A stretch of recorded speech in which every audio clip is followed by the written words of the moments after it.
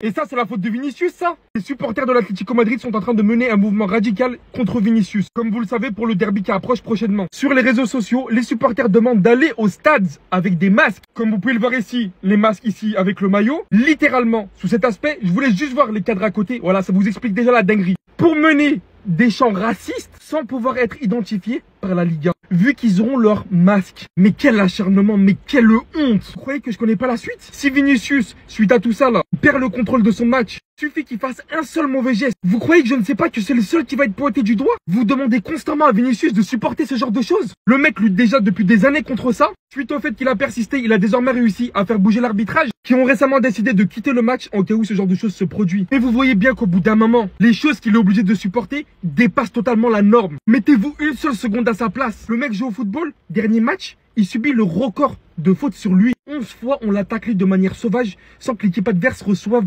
ne serait-ce qu'un carton jaune. Aujourd'hui, on apprend que les supporters de l'Atlético Madrid vont mener ça contre le joueur. Et vous, au lieu de voir tout ça, au lieu de mener une campagne contre tout ça, de défendre tout ça, vous pointez du doigt qui? Vinicius, qui à ce qui paraît parle beaucoup. J'aurais été à sa place, j'en aurais fait de même. J'ai mes limites, je suis un être humain. Je suis peut-être seul dans mon combat, vu le contenu que les autres sortent, mais je vais aller jusqu'au bout.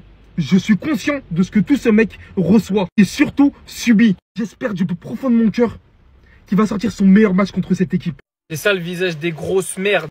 Pardon, mais il n'y a pas d'autre mot, c'est des grosses merdes. Pour ceux qui sont pas au courant, dimanche, c'est Atlético Real, à l'Atlético. Et voilà ce que certains supporters madrilènes s'amusent à faire. Je vous fais pas de dessin, vous voyez des petits singes dans les cadres. Ils se sont masqués parce qu'ils ont des cojones aussi grosses que des raisins secs. Et ils ont mis ce dimanche, vous savez, hashtag Metropolitano con mascarilla. On peut voir sur Twitter un top tweet, un hashtag qui commence à prendre de l'ampleur. Vous voyez, il l'appelle Monicius. Donc c'est un mélange de mono qui veut dire singe en espagnol et de Vinicius. Donc Monicius voudrait nous faire taire sur les insultes racistes et qu'on ait peur de les dire. La solution n'est pas de se taire. Donc ça va pas être compliqué. La Liga a mis en place des nouvelles mesures cette saison.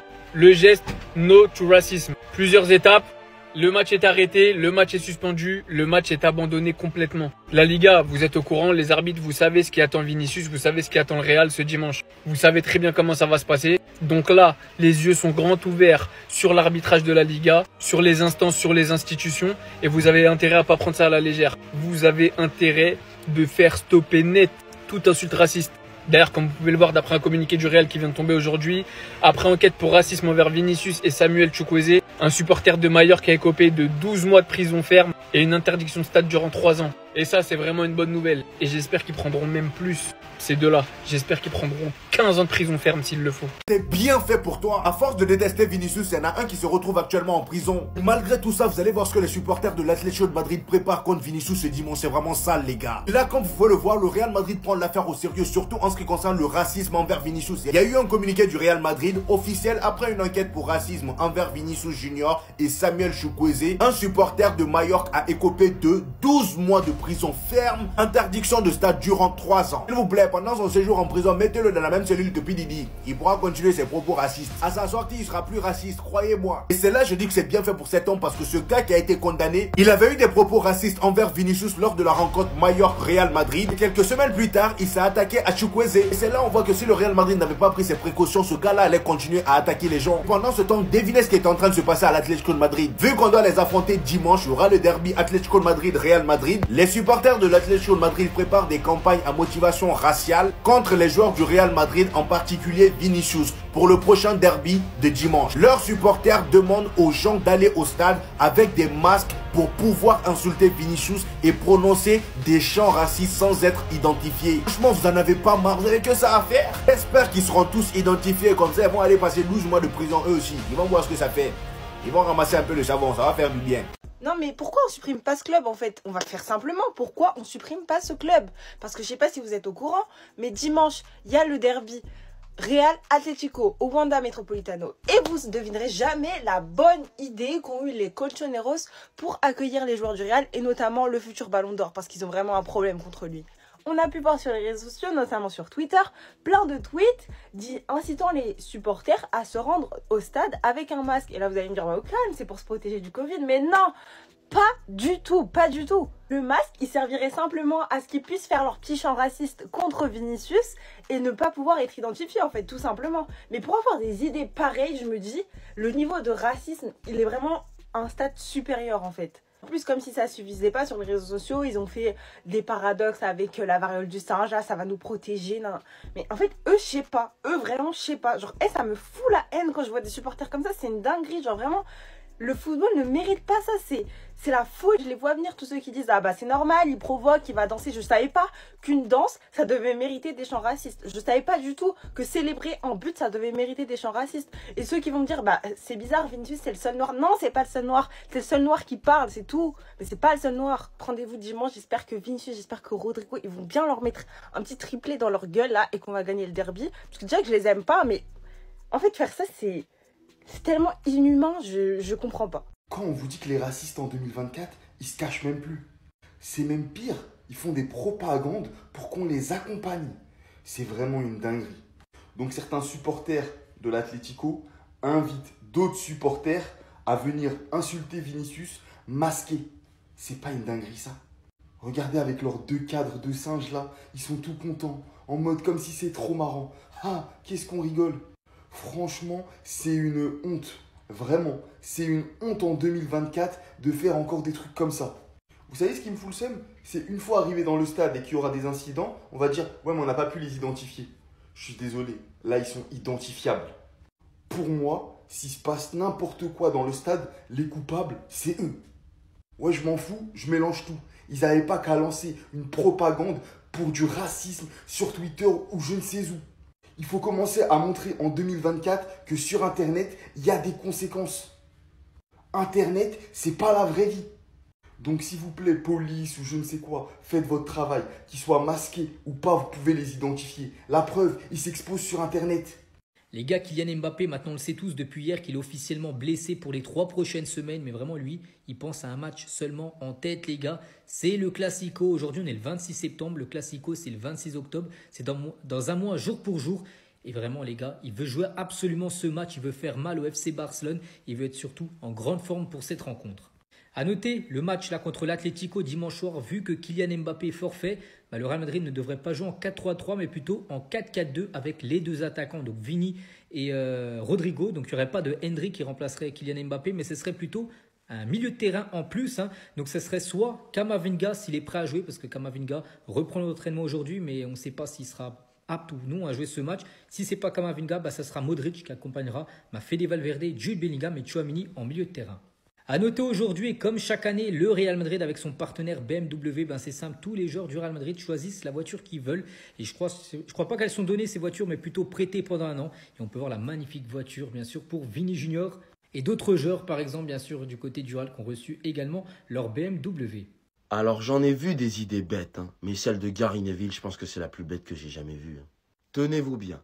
Gary Neville propose de mettre en place des séances de tir au but après chaque match nul. Une victoire permettrait ainsi à l'équipe gagnante de récolter 2 points plutôt qu'1.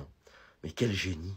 Moi, quand je vois une idée, je me demande toujours est-ce qu'elle est dans l'intérêt du spectacle et du football. Et je pense qu'en termes de ça, c'est la pire idée que j'ai jamais vue. Donc là, une équipe qui propose un jeu horrible, comme Retafe par exemple, qui vient chez une équipe qui propose du beau jeu, qui produit un football attrayant, remarquable, s'ils défendent bien et qu'ils gagnent le 0-0 et qu'ils savent bien tirer les pénaux, ils vont remporter 2 points, c'est-à-dire 1 point de moins qu'une victoire. Ça n'a aucun sens. Dans l'intérêt du football, faudrait plutôt mettre les matchs nuls à 0 points. Ça a de l'intérêt et ça nous provoquerait et ça nous créerait du spectacle. Si tu enlèves carrément les points sur les matchs nuls, pendant 90 minutes, tu vas voir 2 équipes qui vont se donner à fond, qui vont jouer le tout pour le tout, comme si c'était une finale. Ça rehausserait le niveau du football européen, puisque les petites équipes essayeraient beaucoup plus de proposer du spectacle et du beau jeu pour le plaisir des spectateurs. Et pour les équipes qui auraient l'idée de juste mettre un but et d'après mettre le bus pendant 90 minutes, ils vont quand même vouloir attaquer parce qu'à 1-0, si tu reviens à 1-1, tu passes de 3 points à 0 points. Donc va mieux falloir mettre le deuxième. Pour moi, la règle que je propose là, elle est beaucoup plus dans l'intérêt de notre football et du plaisir qu'on va prendre en regardant les matchs. Aucune des deux équipes ne se contentera du match nul, puisque le match nul équivaut à une défaite. On aurait moins de matchs fermés, moins de matchs tactiques, comme on les appelle, où les deux équipes se regardent mais sans se mettre un coup, pour faire le parallèle avec la boxe. Bah non, là on serait direct dedans, un match nul, 0, comme une défaite. Les joueurs du Real Madrid ont reçu leur nouvelle BMW. Chez nous, c'est ça, c'est pas des abonnements Spotify Premium. C'est pour rire. Restez bien jusqu'à la fin, on va voir ce que les joueurs ont choisi, surtout combien ça coûte. On commence avec du très lourd, le crack turc. Pourquoi même dans ce genre de moment, j'ai l'impression que t'es timide. Timide, mais je pourrais pas endurer autant de sa voiture. Hein. Il nous a choisi un bébé monstre i7. Comparé aux autres, vous allez voir pourquoi je dis bébé. On est sur un modèle en tout cas à 140 000 euros. Et franchement, elle est peut-être un peu trop grande pour lui. Faucon, il nous a choisi un beau modèle i5. Je m'y attendais pas, mais type assez sportif. Peut-être qu'il aime ça au final. Hein. Et pour lui, on est sur du 115 000 euros. Modric, il nous a choisi le modèle XM, typiquement qui lui correspond. Vraie voiture de daron, honnêtement. Ça commence à monter, là, on est sur du 180 000 euros. On est d'ailleurs sur le plus haut prix actuellement. Même là, tu nous fais l'ancien, Bobby. Tu pouvais pas choisir une voiture type sportive pour ton âge. T'es parti nous chercher ce monstre-là. À 17 ans, il nous a choisi le modèle iX. Et franchement, ça va, on est sur du 108 000 euros pour lui. N'oublie pas de te faire accompagner en voiture. Hein. Ferland Mendy nous a choisi la même. Ni trop petite, ni trop grande. Ça lui va bien, honnêtement. Rodrigo, il est pas là pour rire. On est sur le modèle assez imposant avec un XM. Mais il a le droit. À son âge, il a déjà 3 enfants, dont 2 jumeaux. Oui, il fait partie de la catégorie des darons, il a le droit. Le ballon d'or, il tape dans du très sérieux. Et je m'étais trompé, hein. C'est elle la plus chère.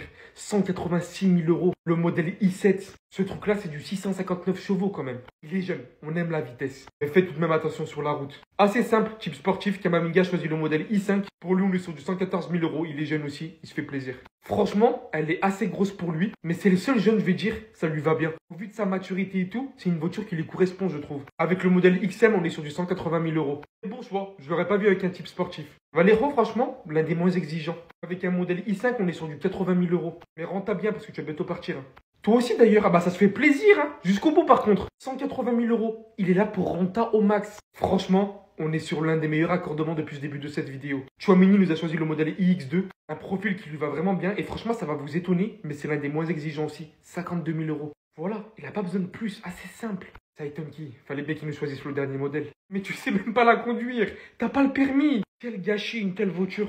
Kylian, faut sérieusement passer le permis là. En tout cas, je trouve que ça lui va bien. Je le voyais pas avec autre chose. Carvajal et Thibaut Courtois ont choisi le modèle XM à 180 000 euros. Là, on est clairement sur du big monstre, voiture de daron, ça leur va très bien. Les choses simples, comme Aurélien Tchouameni, la moins exigeante, 58 000 euros. Il n'a pas besoin de plus.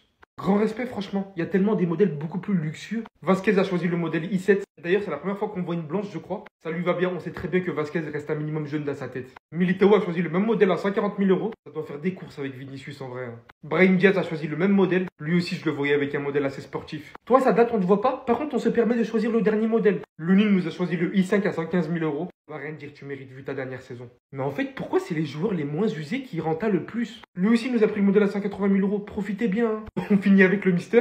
Je le voyais pas du tout avec ce modèle-là, franchement. Assez sportif. Comme quoi, les apparences sont trompeuses. Hein. On a fait tout le tour. Dites-moi pour vous les meilleurs accordements. Personnellement, j'ai kiffé Bellingham avec sa voiture.